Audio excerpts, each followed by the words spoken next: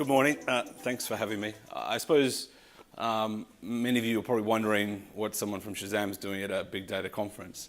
And really what I want to just do today is really show you how the creative industry leverages data to improve what they do when historically really they were sort of acting on what they thought would work.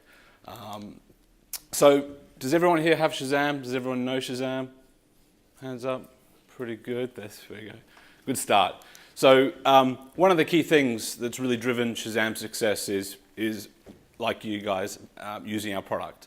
And last week we hit a key milestone where we hit the 1 billionth download, which is a huge milestone. And especially when you think that really we didn't really spend any sort of marketing dollars in actually driving this global audience. And one of the reasons why that is the case is that Shazam as a product is generally a relatively fun thing to do. When you get your phone out and you Shazam something, it's a very positive experience. And that really has driven our growth, along with the fact that we have one of the highest App Store rankings in both the Google Play and also the iOS stores. And that really has been fundamental to our growth. And really what's been, again, a key driver is how we've continued to innovate. And that innovation has been based 100% based on data. One of the key things we want to ensure as a product, given how quickly technology is evolving, is that wherever you want to discover something, wherever you want to Shazam something, Shazam as a product is there for you to do that. Whether that's on your smartphone, whether that's on your tablet, whether it's on your Mac, whether it's on your Apple Watch, whether it's on whatever, Shazam is there for you to actually do it. But to take a step back, originally Shazam started as an SMS service. And this is back pre-smartphones. This is back in 2001 when everyone thought it was cool to have a song as a ringtone. And that really was our foundation. But obviously things changed drastically for us when the iPhone launched in 2007 and the App Store launched soon after that, 2008. And the rest is really, really history. But the really thing that's driven this continued innovation has been the power of the smartphone and the continued strength of the networks, which has allowed developers and apps like Shazam to continue to improve the services to our users, and that's been really, really fundamental. I think one of the other big changes is the way that the smartphone has become almost an extension of ourselves. By the time we wake up, commute to work, go to lunch, come home, often have dinner with our families, the one thing that stays constant throughout that entire journey is the smartphone being in your hand. And we've seen as a product that Shazams, when people used to originally start Shazamming, was pretty much limited to in the car or when they're out at nightclubs. But what we've seen significantly over the last few years as smartphone penetration has hit 80% in Western Europe, is that Shazams happen everywhere. And the beauty of geographic data points is that we can actually see that in action. And I've got some nice slides to show you later on around how we actually start to leverage that data for our own information, but also for brands as well. What I want to do today is actually give you 5 tangible examples of data in action, but importantly, how the data has actually led to an insight, because at the end of the day, that's the key thing. Data is great, but if you can't learn something from it or take a decision from it, then kind of what's the point of having it? So what I want to do to start with is actually look at what actually drives a hit song. And I call it dissecting a hit. So if we look at the top 5 Shazam songs from January to March this year, you will notice that they all have a kind of very much a uniform look in terms of how Shazam actually works. So what you see here is these graphs showing the moment when someone Shazams when that song is actually playing. So you can see most of the Shazams happen within that first minute a song is launched. So this particular song, which was the #1 Shazam song from the first 3 months of this year, you can see that it has a pretty big spike at the start. But what was actually drove the significant success of this track was it had multiple spikes, where most pop tracks spike at the start and pretty much fall away. And if you compare this particular track to the other top 5 tracks, it had the lowest hook at the start, but it had the biggest hooks throughout the middle and at the end of the track. And that was really what drove this song to be the most Shazam song globally at the first half of this year.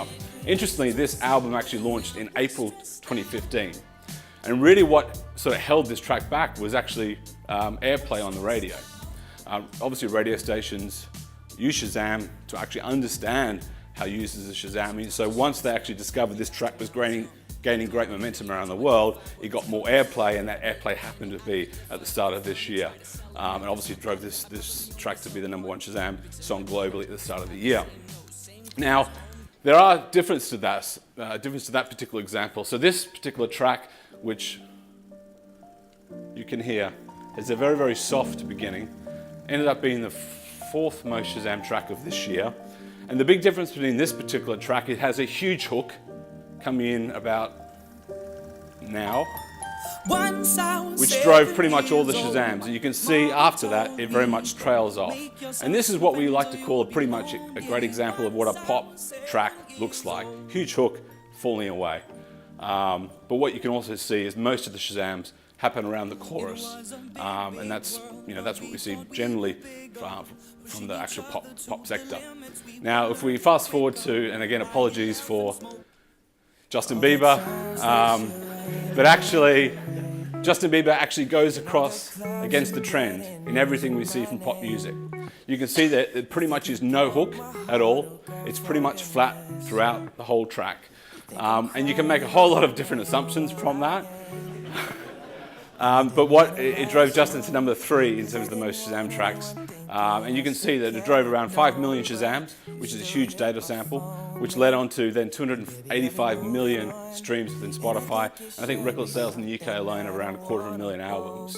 So a huge success, but a song that really goes across against what we see generally in terms of what actually drives the track, which is always interesting to see. But generally, Justin Bieber is one of the most Shazam artists all the time with Shazam around the world. Now, if we actually then fast forward and look at this particular track, which is more from the dance category, we see some slight different performance from this particular track. It's obviously got a great introduction, but it's actually got the longest delay from the start of the song to when actually people Shazam. And we often see this from dance tracks that has a very slow introduction, but you can actually see that it has a huge impact around 40 seconds, and that's again where most of the Shazams happen.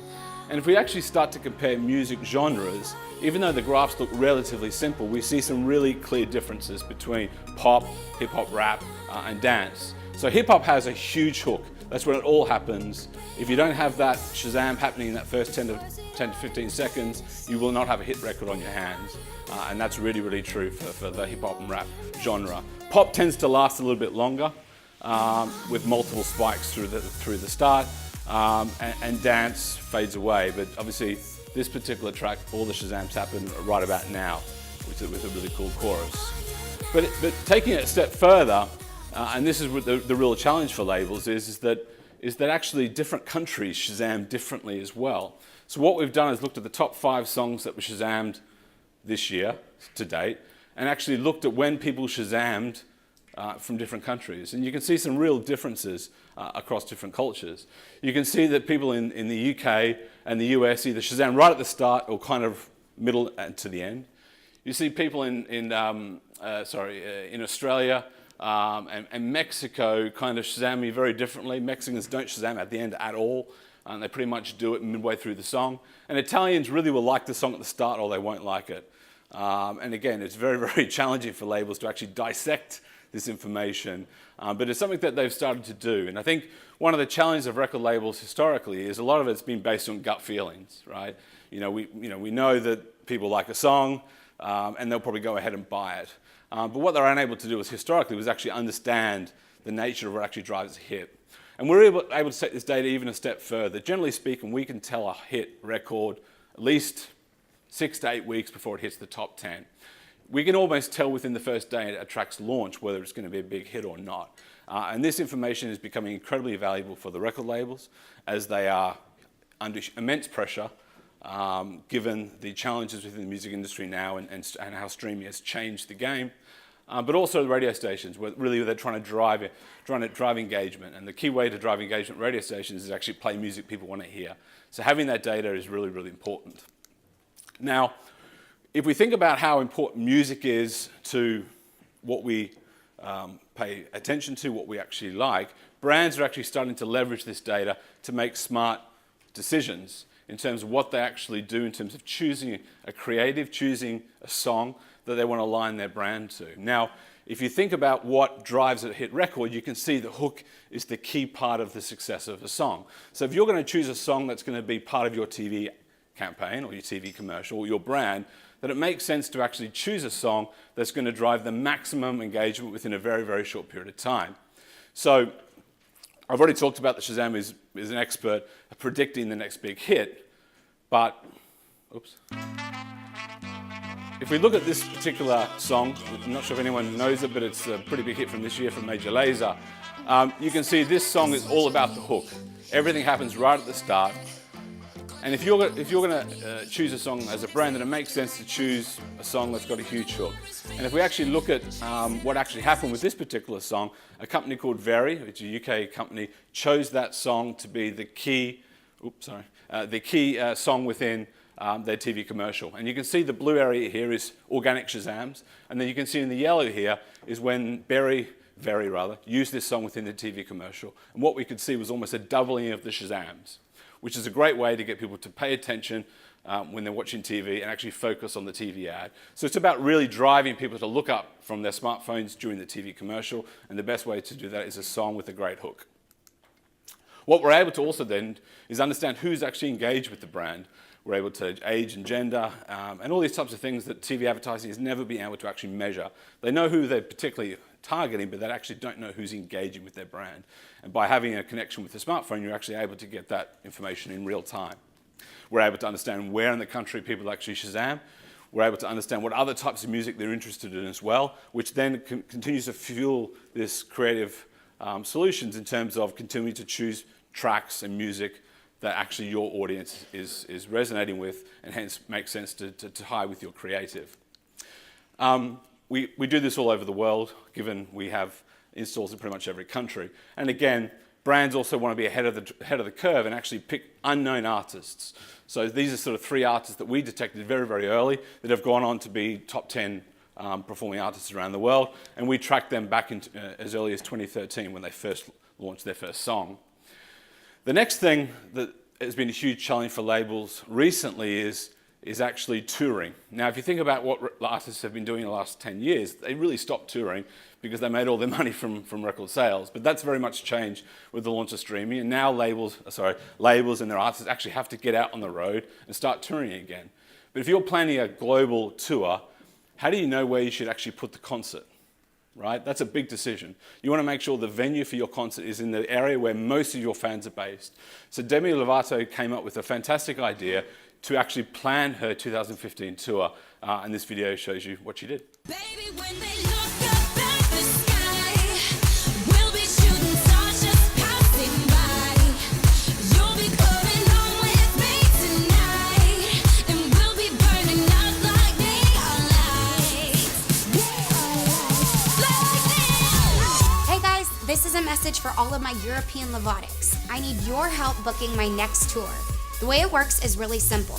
The next time you hear my single Neon Lights, pull up the phone and Shazam the track. From there, we're gonna take all of the information to plan my 2014 European tour around who's tagging my music the most. This is the first time this has ever been done, so join me in making history. Be still my heart, 'cause it's freaking out. So based on this information, they booked their tour locations.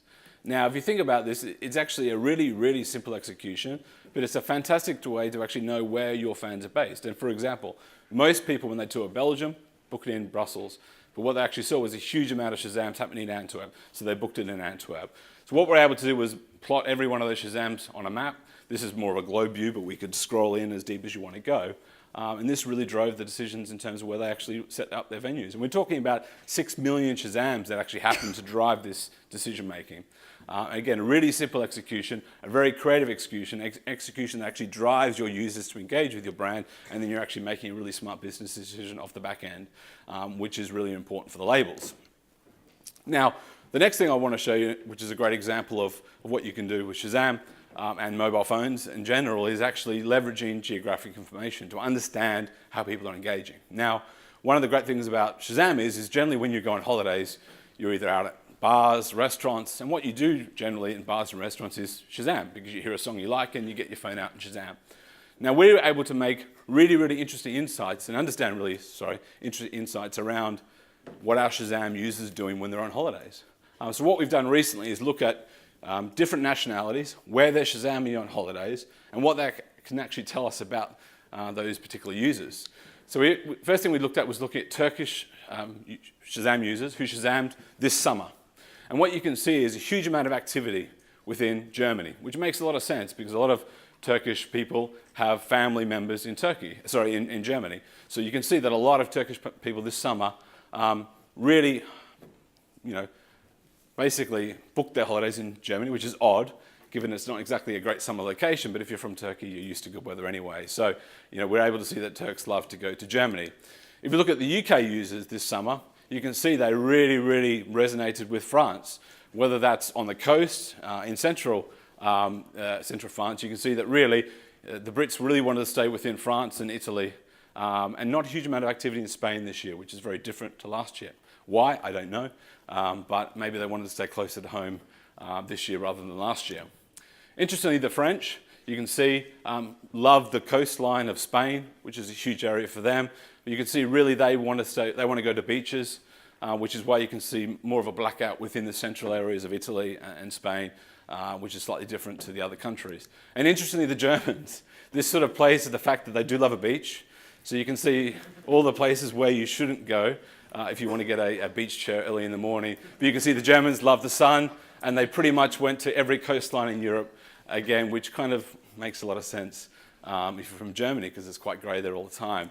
But really understanding this sort of geographic data allows people like airlines, tour companies, tourism boards to actually really understand where people are going on holidays, compare trends from last year versus this year, to really understand where people are going, where people are engaging. And importantly, when you're Shazamming, you're generally out having a good time. So it's the type of audience you want to continue to understand, but importantly, use this data to continue to communicate with them. I've got an example here of a video which I'm going to show you, which is actually a brand leveraging this geographic data to come up with a really cool marketing campaign, which we ran in New York. But before I show you that particular video, I want to show you around, this is an average weekend in London of Shazam activity. So you can see that Shazam is happening pretty much everywhere, but you can absolutely choose the hotspots where people engage. You see that massive hotspot in the middle is very much central London, around Leicester Square, but you can see London is very dispersed. Lots of different centres where people are listening to music. This is actually New York as well, that was running over an average weekend. And you can see that Manhattan was obviously the key hotspot, but obviously Brooklyn was very high as well. Cause, who really wanted to leverage this data, really wanted to figure out a way to actually use this to actually drive some sort of local activation, but to give the consumer a really nice creative execution leveraging this data. So I've got a quick video which I'm going to show you, which is a case study of what we did with Cause this year in New York. And you can see what they did was put this data, this uber local data, to use with a really compelling marketing solution. So check it. Keeping with the Coors Light equity in music, we wanted to give New Yorkers a virtual mixtape of their neighborhood on a block-by-block basis. We partnered with Shazam to deliver the world's first connected city music experience. To bring each neighborhood's specific taste to life through the music they were discovering, we built software to ingest Shazam's real-time, hyper-local tag stream and generate playlists relevant to each city block, refreshed every 15 minutes. In another first, we used Bluetooth beacon technology so anyone could walk up to a link and grab a copy. The results exceeded our expectations. New Yorkers loved it. The mayor loved it. Well, you just witnessed some live history in the making. And the press absolutely loved it. 7 neighborhoods, 70,000 unique playlists, 18 million impressions. We even surfaced some amazing moments of synchronicity and shared experience. Context is everything. What we actually learned from this campaign was that the top 10 tracks in each of those areas didn't change that often, but the 6 or 8 different areas had very different top 10s, which is really showing the different diversity within New York in a very small area. but really, of course, took full advantage of this to give a really nice personal experience in leveraging data. Again, a great creative execution from leveraging data. And what we've seen, and I've got one more example before I leave you, which is a brand, leveraging everything that I've kind of talked about already to come up with a very, very unique campaign. I talked about already that having a song that's very unique with a big hook in their creative drives a lot of engagement. So this particular example was something from Kenzo. Now Kenzo is kind of a fragrance. It's from a very, very unique fashion house that really loves to be very, very different.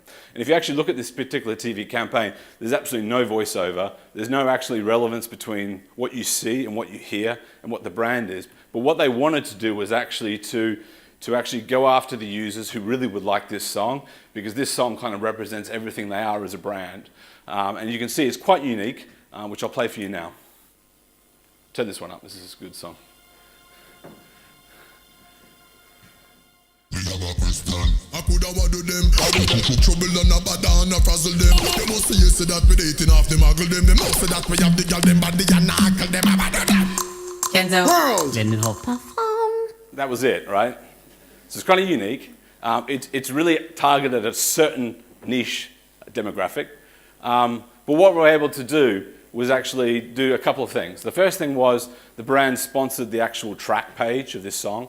So people who got the phone out and Shazammed, you found out what song it was, but importantly, there was a brand link between the song and Kenzo. But what we also did was there were some spots where they actually put a small call to action on the bottom of the TV campaign, which basically had a little Shazam logo, and it basically said Shazam to discover Kenzo more. And that was it. And when we did those particular executions, we actually did two things. We gave them a slightly different result. We told their users what the song was, because that's key to the Shazam product. But we also included some Kenzo elements. You can see the examples here on the middle and on the right here are more of a branded experience for Kenzo. And we did that from TV commercials, radio as well, and also some visual out-of-home areas that they had, which they could leverage the new visual Shazamming from. But what they really wanted to do was a couple of things. They really wanted to find that niche audience that saw that creative, heard that song, and really liked it. So we actually drove the engagement through that song. We then created this user pool. We then segmented to the different demographics that they wanted to go after. And then what we did was then retarget that audience with more content, more exclusives, more behind the scenes, and more brand insights across the Facebook and Instagram as well. Because the beauty of the smartphone is when you Shazam, we capture your IDFA number if you're on iOS. So we know exactly what that phone is that actually engaged with your brand. And we're able to then use that information to then retarget the user on Facebook and across Instagram, and hopefully soon Twitter, to actually then continue to talk to that particular user who, got their phone out within that short 20-second TV commercial and engaged because that was a song that resonated with them, which allowed Kenzo to continue to have this discussion, build a bigger segment pool as more and more people Shazammed, and then continue that evolution and that discussion. So that's a really, really quick summary of all the different types of things we do at Shazam. But I think the really key thing that I hope you take away from my session today is that the data can be really, really sexy, right? And what data is really key is allowing us to actually make really, really smart decisions. Whether it's Shazam, which is using the data to actually enhance and create more product functionality. Whether it's a label actually understanding what drives engagement, what actually works from a song, and making smarter marketing decisions with very, very small budgets, which your labels tend to have. Or whether you're a brand which is actually leveraging music data to actually make better creative, so more people pay attention to your brand when you want to connect with consumers. The great thing is that the smartphone is a huge tool now to actually drive that. But importantly, music, which has always been a beacon of information around what's driving current cultures. If you look back at history, music has been that key driver to define a generation, but how music continues to be really, really important for brands, for consumers, and importantly for brands like Shazam. So thank you very much. If you've got any questions, please let me know.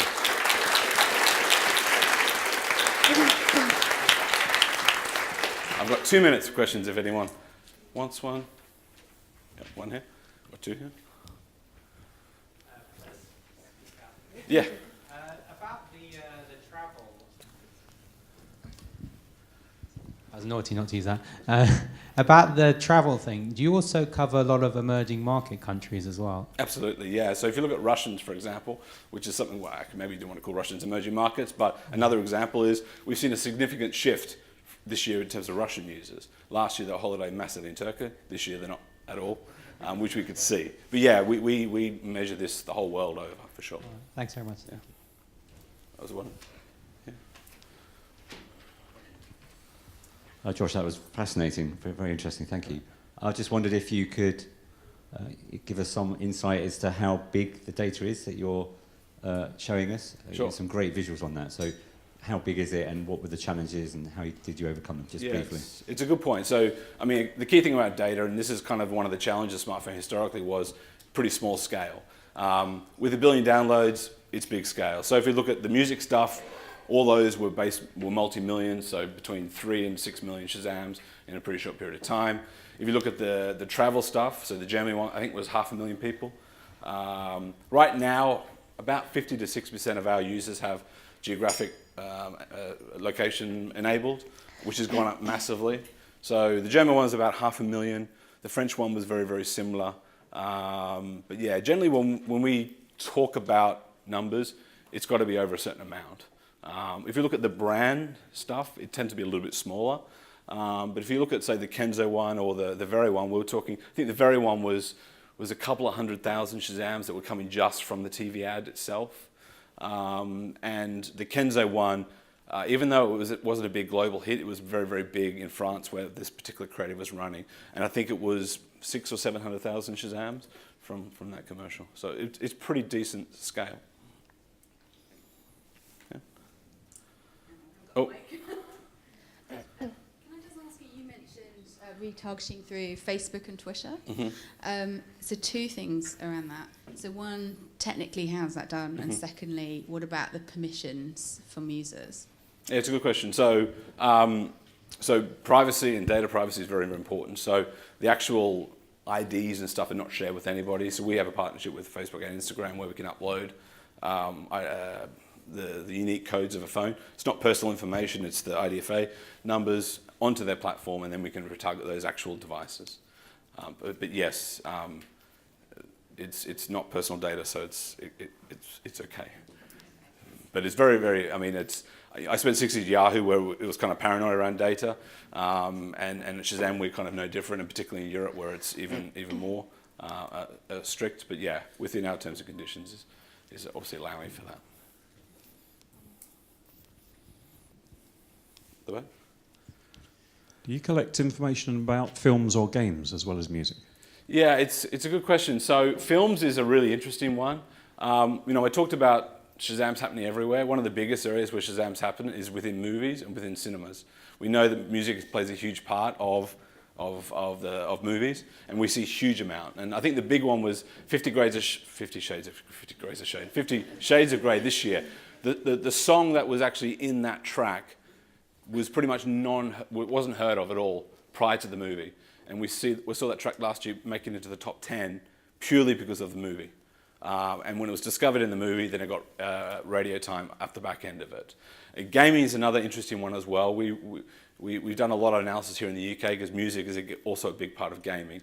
And we see huge volumes of Shazams, not only coming from the gaming adverts, but also the games themselves. So yeah, that's two huge categories for us. And that's kind of the really interesting thing, is that, you know, I had a slide on Shazams coming from everywhere. It really is coming from everywhere. I mean, we did a geographic review of Dubai last week, and I don't know if anyone's ever been to Dubai, but on Saturday night the traffic is horrendous, and we could see all the Shazams happening from the main street in Dubai because everyone was stuck in traffic listening to the radio. Obviously, we don't condone Shazamming in the car. Maybe they had auto Shazam on, I don't know. But, you know, it's amazing where Shazams are coming from. One over here? Last one, sorry. Oh. Here. Oh, that's it? Oh, sorry. Yeah, so how did you come up with the name Shazam for your product? Okay, that's a good question. So what Shazam is meant to be is magic, right? And Shazam is magic. So that's how it was, yeah. People came up with different interpretations, one being that Captain Marvel using the word Shazam to call all the Greek gods together, and there's several different interpretations. So I wanted to hear it from you. Yeah, unfortunately, I'm not a founder, so I can't give you the real one. But that's what I've been told. It may have changed. It could have been something else. But if you actually look at, Shazam's now in the dictionary, and it's very much described. It's a verb, it's a describing word, but it's essentially magic because it's doing something relatively magic. Cool. Thank you guys. Appreciate it.